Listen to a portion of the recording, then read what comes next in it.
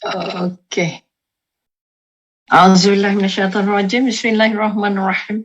Alhamdulillahirabbil alamin. Assalatu wassalamu ala asyrafil anbiya'i wal mursalin wa ala alihi washabihi ajmain. Rabbi syarhi sadri wa yassirli amri wahlul 'uqdatam min lisani yafqahu qawli.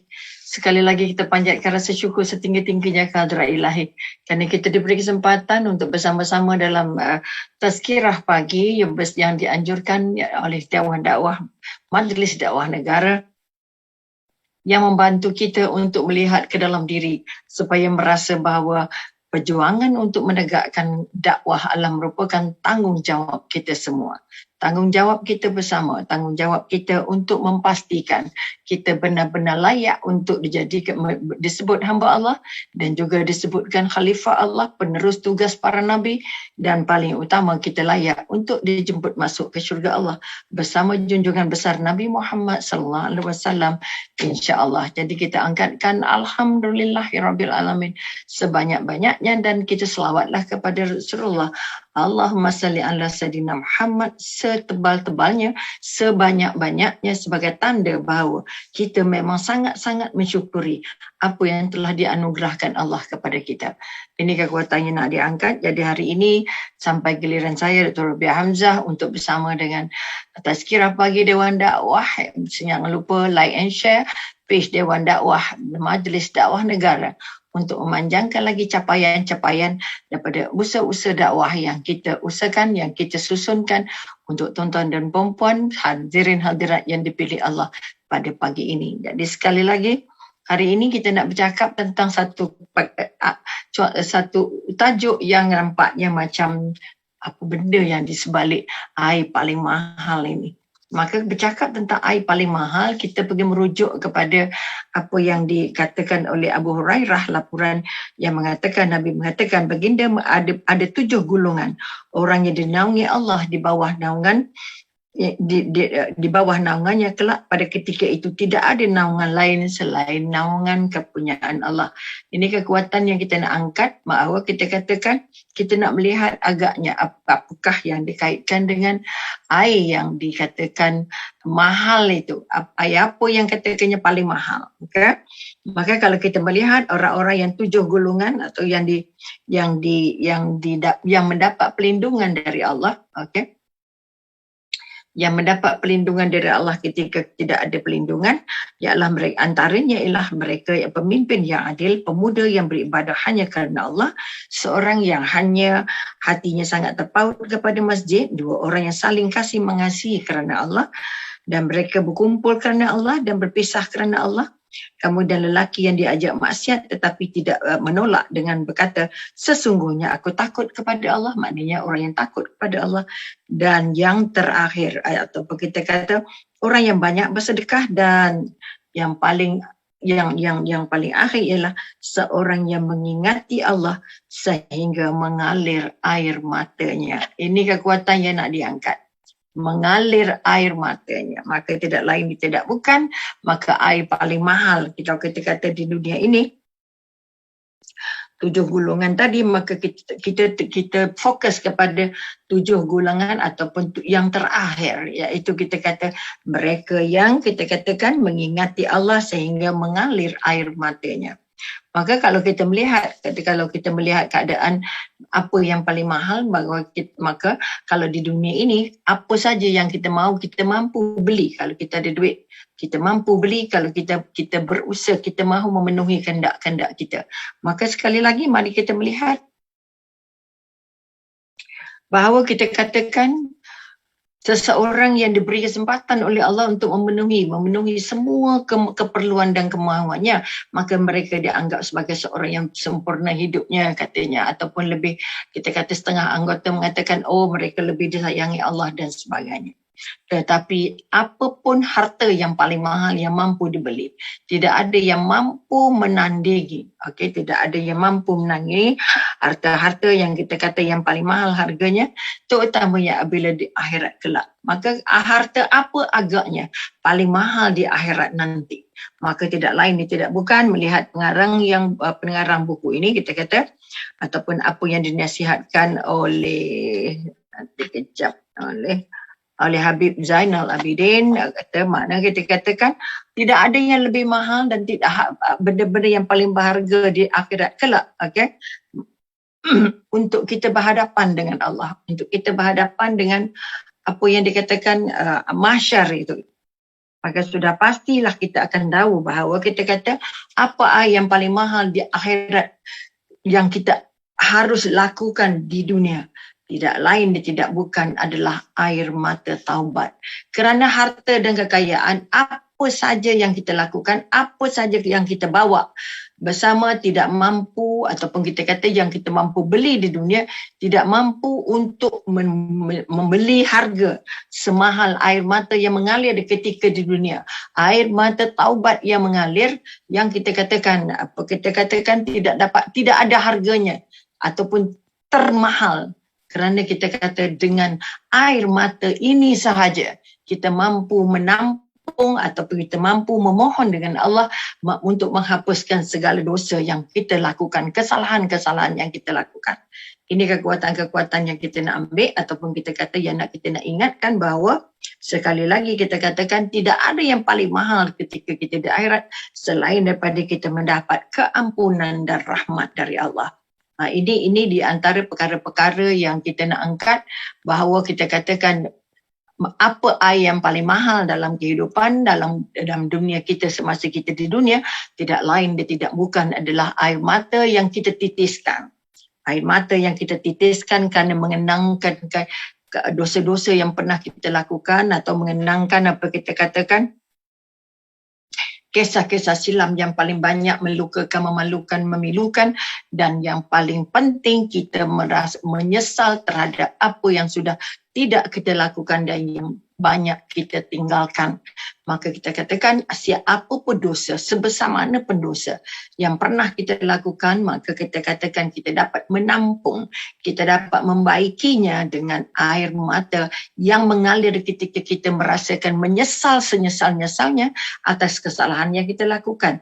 Kita merasa kita merupakan orang yang paling rugi ketika di dunia kerana kita banyak melakukan kesalahan-kesalahan, larangan-larangan Allah, dan kita juga akan merasa sangat-sangat bersalah kerana tidak banyak ibadah-ibadah yang kita lakukan walaupun sudah di usia-usia yang sangat lanjut ataupun panjang. Maka kita katakan akhirnya okey, andai kalau dengan izin Allah kita bertemu dengan pintunya taubat, kita bertemu dengan pintunya taubat, maka sekali lagi dengan cara begitu sahajalah taubat terbaiklah taubat yang diiringi dengan titisan air mata untuk mencuci segala dosa, untuk mencuci segala keburukan ataupun kita katakan kehidupan-kehidupan yang kotor masa lalu. Maka kita kata maka kita akan mengangkat diri kita, kita akan membersihkan diri kita. Kalau kita diberikan hidayah oleh Allah untuk bertaubat, maka sekali lagi mari kita merasakan bahawa kita sudah bertaubat atau belum. Sudahkah kita mampu membeli air paling mahal di akhirat yang namanya air mata taubat, air mata penyesalan, air mata yang di mana kita merasa sangat-sangat bersalah dengan Allah, sangat malu dengan Allah. Maka dengan cara itu kita katakan kita dapat maka kita katakan kita bermodalkan air mata untuk meraih taubat dan ampunan dari Allah. Dan kita katakan sebanyak mana kita menangis. Katakanlah setengah ulama kata air mata kita itu, air mata taubat kata itu, air mata penyesalan kita itu, air mata itu mampu memadamkan api neraka. Air mata itu mampu untuk menghapus, memohon dan meraih hidayah Allah untuk mendapat ampunan. Maka sekali lagi, maka kita katakan jangan ambil mudah itu mereka-mereka yang merasakan apa nangis-nangis, jangan. Menangis itu paling mahal. Sebab itu kita kata orang yang berjumpa dengan tangisan ketika dia menyesal atas apa yang dia lakukan. Okay? Dia menyesal atas apa yang dia lakukan. Kita ibaratkan orang itu ialah orang yang orang yang di peringkat awalnya merasa hancur hatinya. Ya Allah, menyesalnya aku masih muda sangat buat kesalahan. Orang yang hancur hatinya, orang yang memiliki perasaan pilu atas kesalahan-kesalahannya, dan orang yang beremosi tinggi dan emosi tinggi untuk menembus balik dirinya. Dan orang-orang yang apa yang kita kata, seorang yang dirundung kebimbangan. Maka perasaan-perasaan ini harus terangkat dalam diri kita. Harus terangkat dalam diri kita bahawa kita merasa bahawa kita punya perasaan itu. Orang yang bertaubat bebas daripada rasa kemegahan. Maka orang yang bertemu dengan titik taubat tidak berjumpa namanya kemegahan, kesombongan, ego dan sebagainya.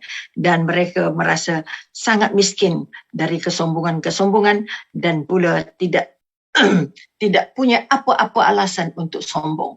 Maka kekuatan sekali lagi kita nak bangunkan, belajarlah untuk bertemu dengan apa yang dinamakan perasaan hancur, pilu, sedih, yang atas daripada hasil yang kita apa saja yang kita lakukan. Sebab itu dikatakan seorang yang sudah bertaubat itu ibarat seorang ibu yang sudah mampu menarik anaknya daripada jurang-jurang bahaya. Ataupun kita katakan orang yang bertaubat itu dari orang-orang yang di antara jurang-jurang berada di antara jurang-jurang ketakutan dan jurang-jurang harapan. Ini yang kita kata. Orang yang berada di jurang-jurang ketakutan dan berada di jurang-jurang harapan. Apa maksud di jurang-jurang kita harapan? Maka kita akan merasa sangat-sangat bimbang andai kata, ataupun kita sangat-sangat takut andai kata taubat kita tidak diterima. Maka kebiasaannya kita katakan kita akan dirundung oleh perasaan takut dan perasaan mengharap. Sebab itu kita kata orang yang ditemukan Allah dengan taubat biasanya memiliki perasaan ini sebagai cara untuk dia mudah mengalirkan air mata. Merasa penyesalan yang sangat-sangat. Rasa sendu, rasa sayu, rasa kerugian, rasa kehilangan yang sangat tinggi. Maka kita katakan orang yang mengharapkan keselamatan di akhirat. Orang yang mengharapkan keselamatan di dunia. Orang yang takut dengan malapetaka. Serta orang yang takut dengan kejayaan-kejayaan yang membawa dia kepada kebinasaan. Maka dikatakan lagi sekali, orang yang bertaubat itu hatinya terdapat kerentungan. Apa makna kerentungan? Rasa sangat terbakar hati ini kerana sudah terlalu menyesal dengan apa yang sudah dilakukan, sudah sangat menyesal dengan kesalahan-kesalahan masa lalu dan sudah menyesal kerana hilangnya banyak umur yang tidak dimanfaatkan. Maka sekali lagi kita katakan, dan pasti di daerah perasaan mereka terdapat kegelisahan di wajah-wajah mereka, boleh terpapar lukisan kerisauan. Allah terima tak taubat kita ni, Allah terima tak taubat aku ni, Allah terima taubat aku ni, ya Allah. Ini yang kita katakan mereka akan sentiasa dirondong rasa bimbang, dirondong oleh rasa gelisah kerana mereka yang membawa kepada perasaan-perasaan inilah yang membawakan kepada keadaan menitisnya air mata. Sebagaimana Saidina Umar menangis setiap kali solatnya. Tangisan sehingga menimbulkan 2 anak sungai di pipinya kerana banyaknya menangis.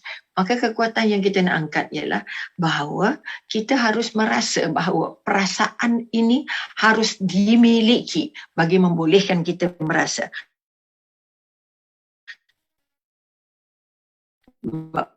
tidak ada air paling mahal di akhirat yang mampu untuk membantu, untuk melindungi kita di masyarakat ataupun di bawah pelindungan yang tidak ada pelindungan, ataupun dikata-kata di bawah keadaan panas yang tidak ada pelindungan selain pelindungan Allah. Maka sekali lagi bayangkan kita tidak punya apa-apa pelindungan. Ketika itu matahari hanya sejengkal di kepala kita.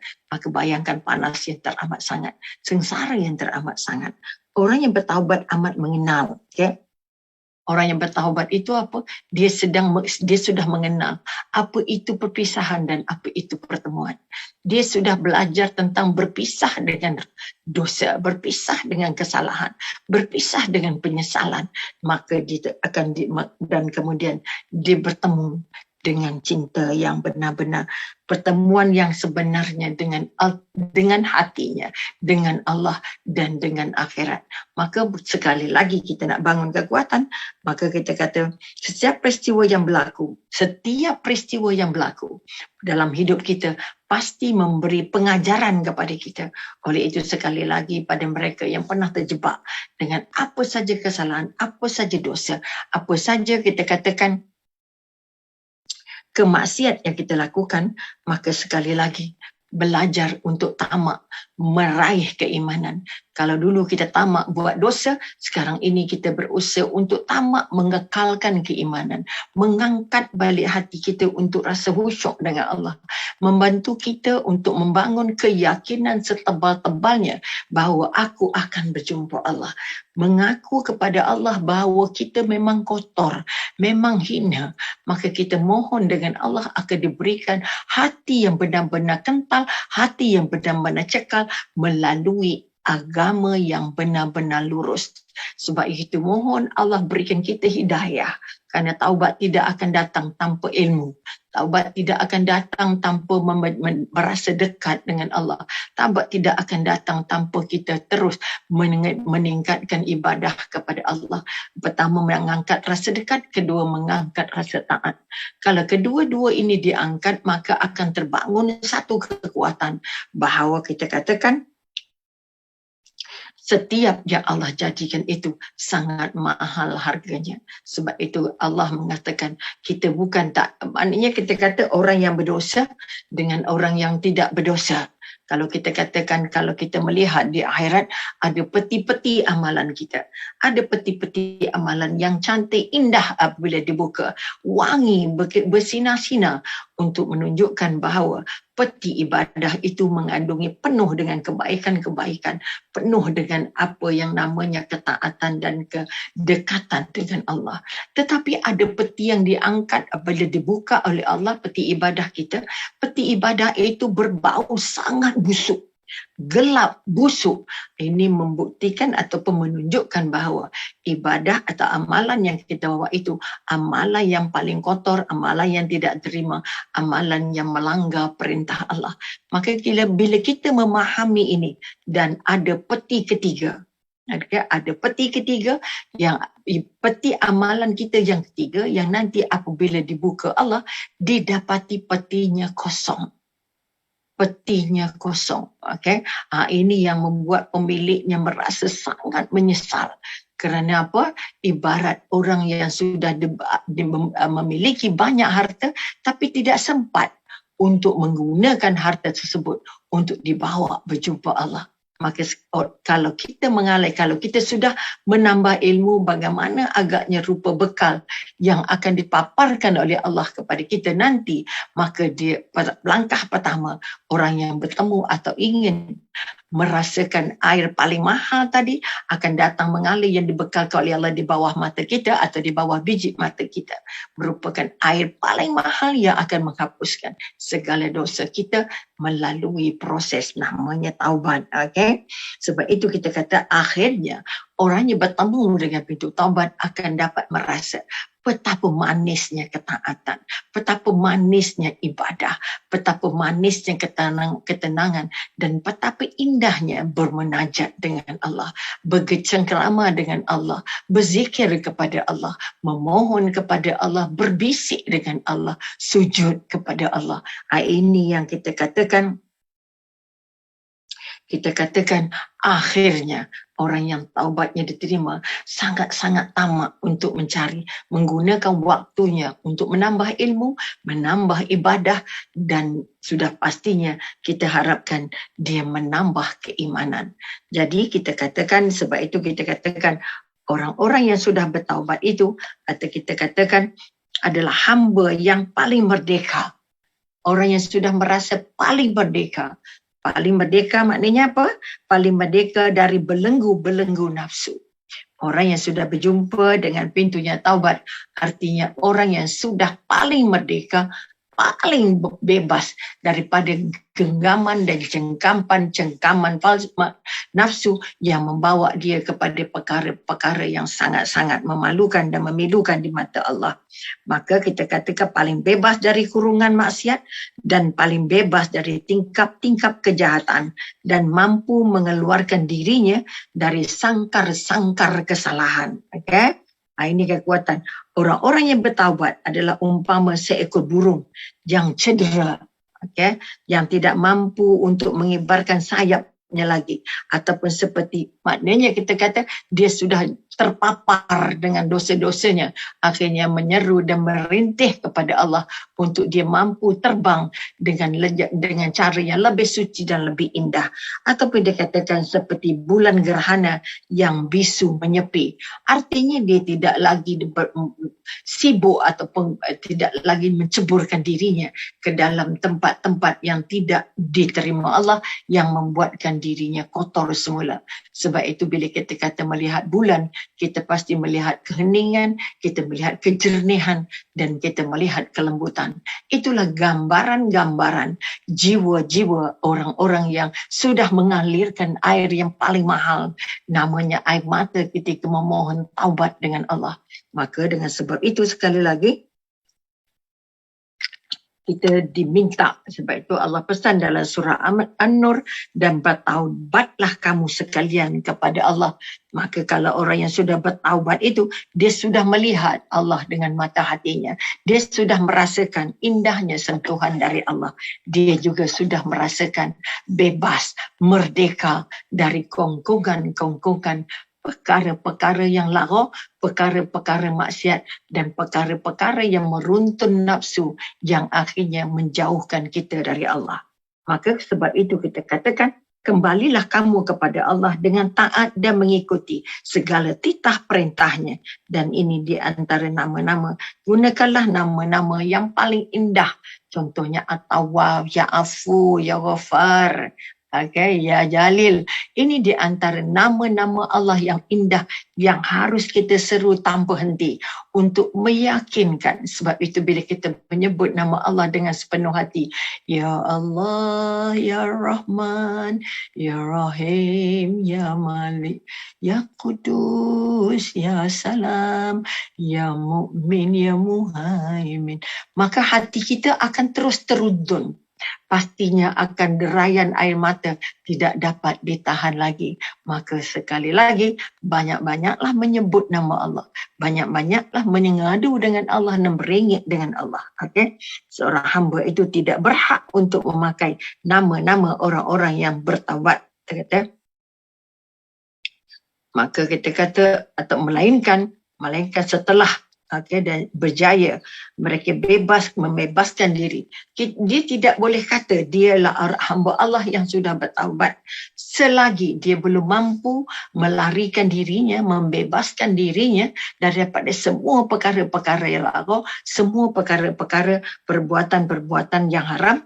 Ya, kerana kita katakan selagi dia belum bebas daripada perbuatan-perbuatan itu, maka dia belum boleh mengaku dirinya dia adalah seorang yang sudah bertaubat.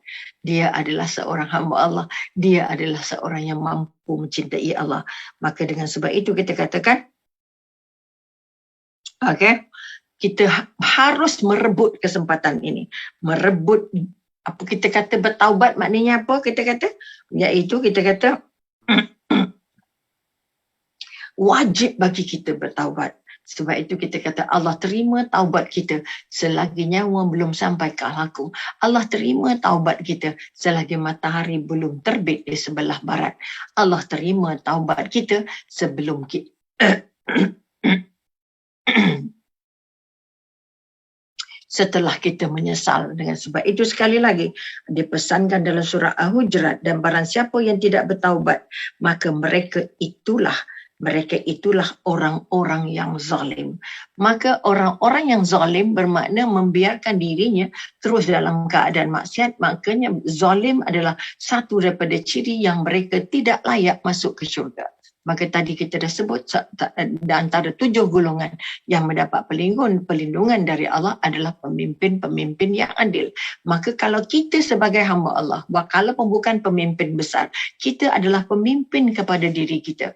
Kalau kita adalah pemimpin kepada diri kita, maka sekali lagi, mampu atau tidak, kita memimpin diri kita supaya kita terjauh ataupun terhindar daripada kezaliman.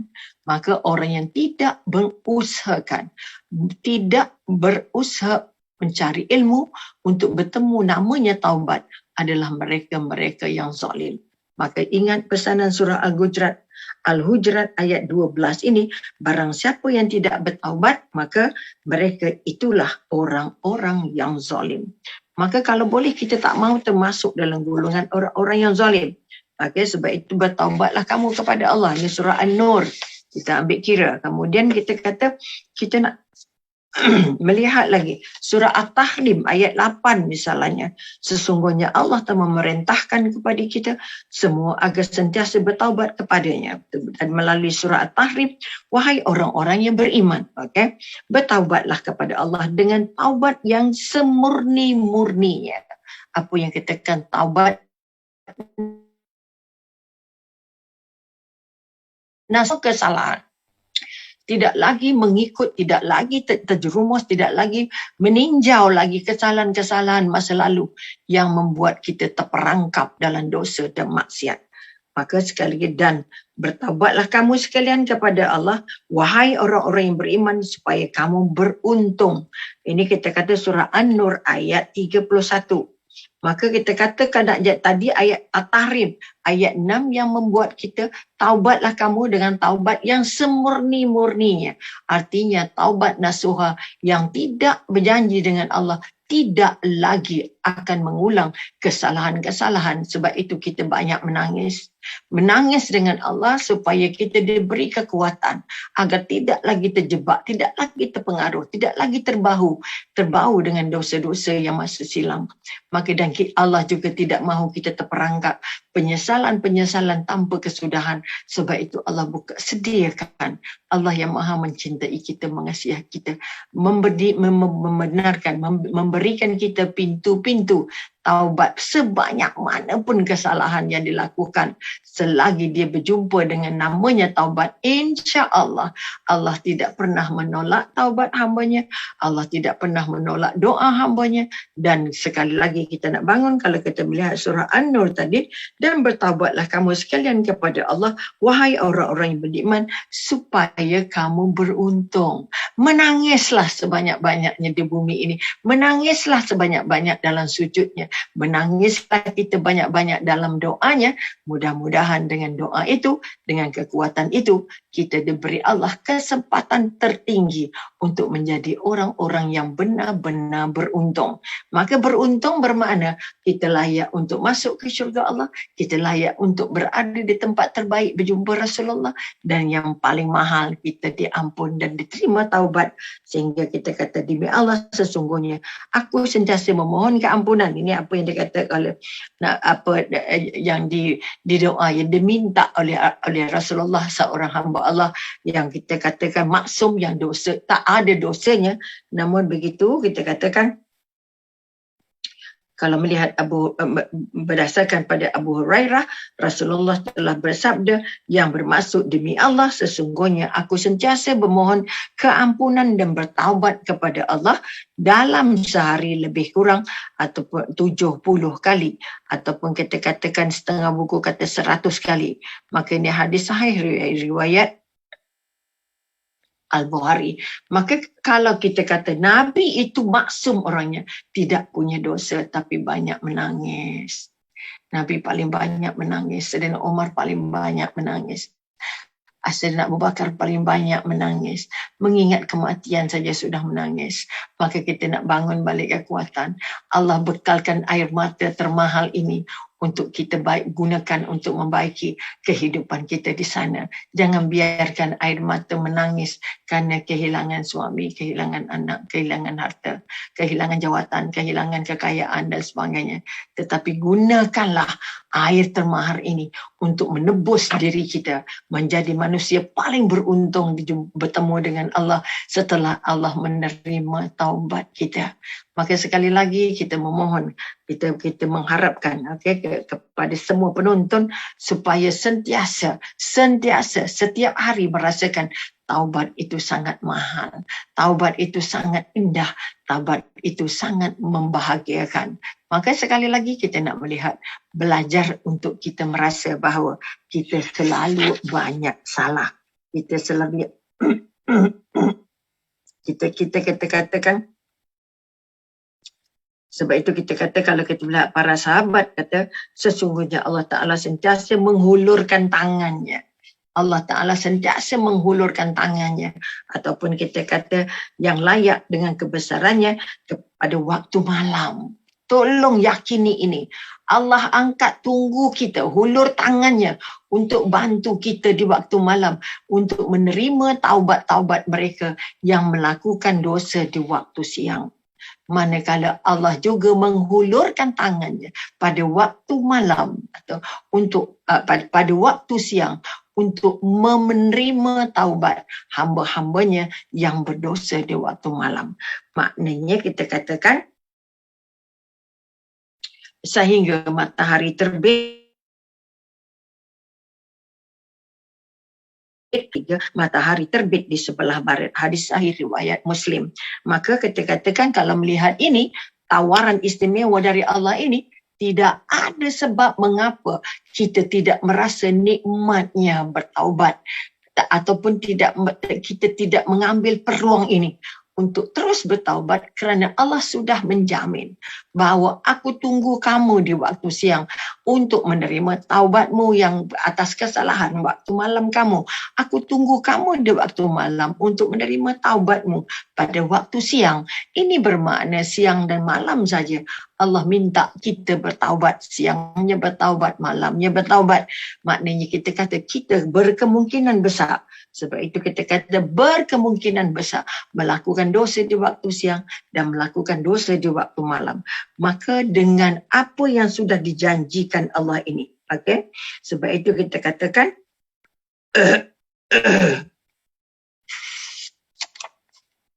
sebab itu kita dijanjikan orang yang bila masa pun, kecuali bila nyawa sampai ke halkum, bila matahari terbit dari barat, ketika itu taubat sudah tidak bermakna lagi. Ketika itu taubat sudah tidak diperlukan lagi. Maka sekali lagi kalau kita melihat Abu Hurairah pula meriwayatkan Rasulullah pernah bersabda, barang siapa yang bertaubat sebelum terbitnya matahari dari arah barat, maka taubatnya masih diterima Allah. Ini hadis riwayat Muslim. Ibnu Umar pula mengatakan bahawa sesungguhnya Allah Subhanahu Wa Taala masih menerima taubat seseorang hamba itu selagi nafasnya masih belum terengah-engah. Artinya belum terengah-engah, maknanya belum sampai saat sakratul maut. Ini hadis riwayat Tirmizi. Maka kalau kita melihat tawaran-tawaran Allah ini, kalau kita melihat pula kita kata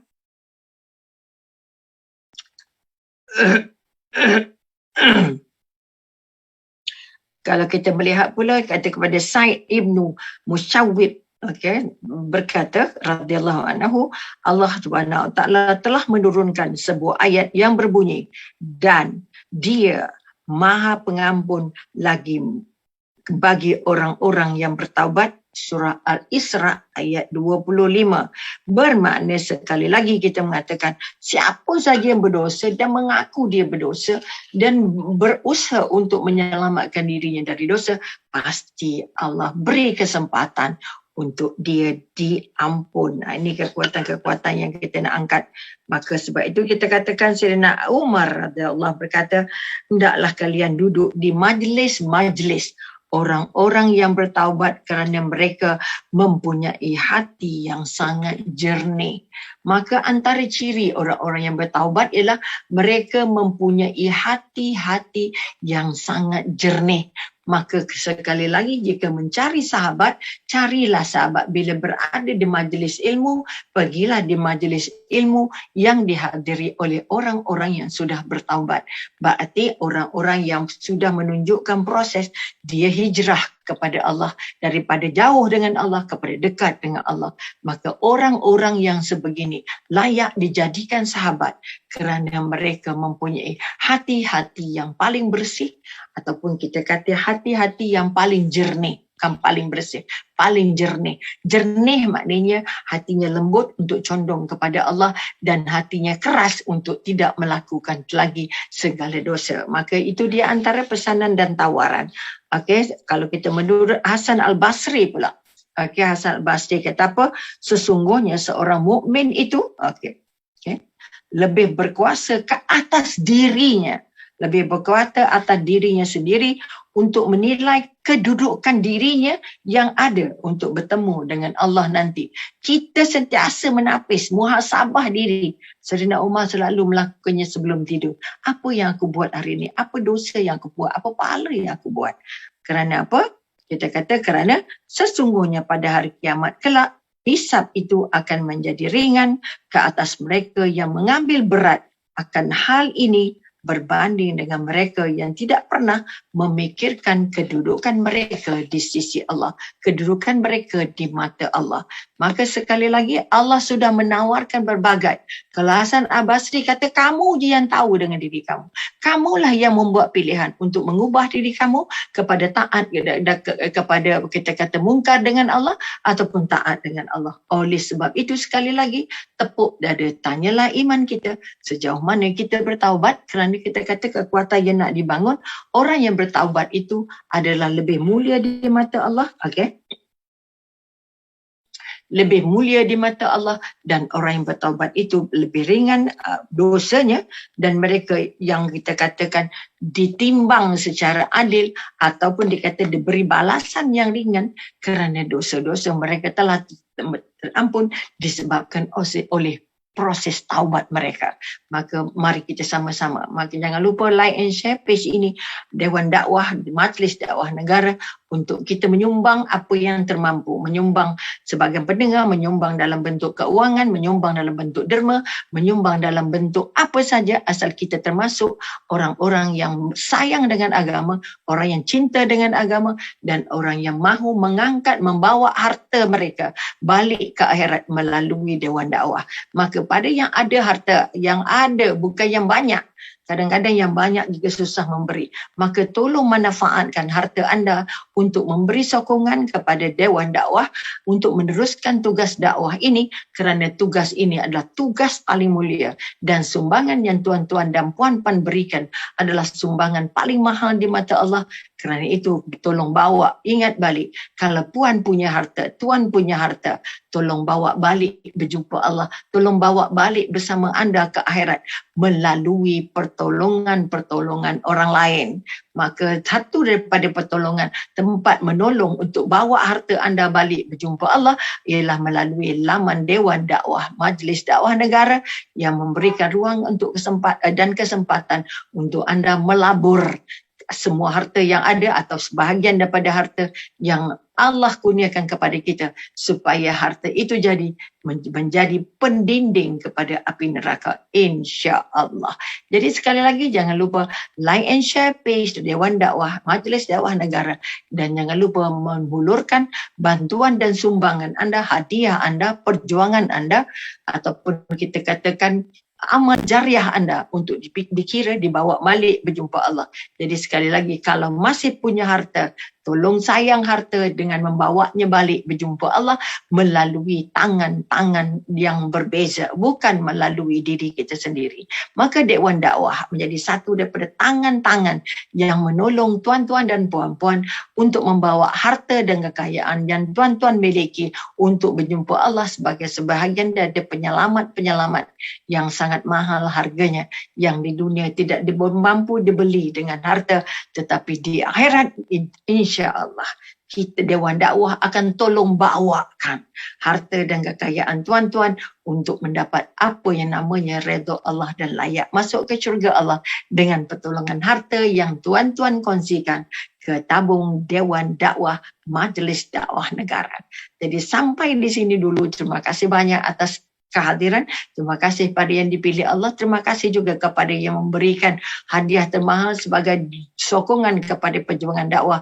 Dan akhir sekali, bersama-sama kita mengangkat kekuatan untuk bertaubat setiap hari, sebagaimana yang kita kata bagi menjadi orang-orang yang paling beruntung dan air mata yang paling mahal.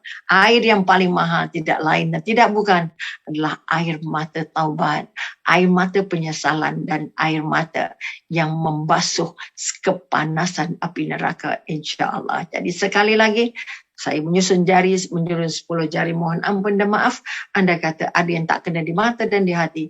Yang cantik hadiah dari Allah, yang tak cantik atas kelemahan saya sendiri. Sekali lagi, selamat beribadah. Selamat untuk menjadikan dai ini mudah sujud untuk bertaubat. Dan air mata ini menjadi rembasan-rembasan paling mahal untuk memadamkan api neraka.